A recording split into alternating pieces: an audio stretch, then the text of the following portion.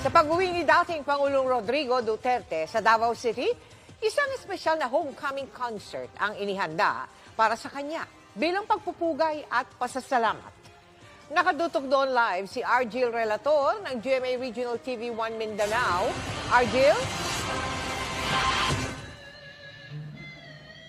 Mel, nagpapatuloy sa ngayon ang kasiyahan dito sa labas ng isang mall sa Davao City kung saan kasalukuyang ginaganap ang isang homecoming concert para kay former President Rodrigo Roa Duterte.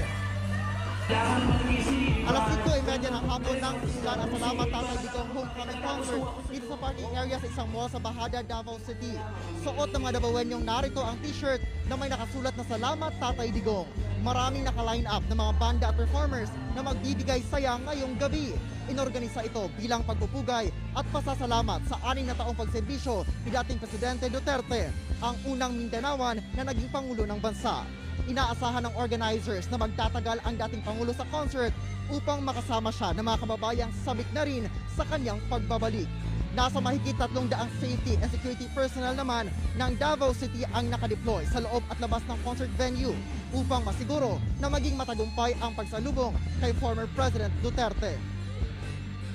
Mel, any minute from now ay nasahang lalapag na ang sinakyang eroplano ni former President Rodrigo Duterte sa Davao City International Airport at saka siya pupunta rito sa concert venue.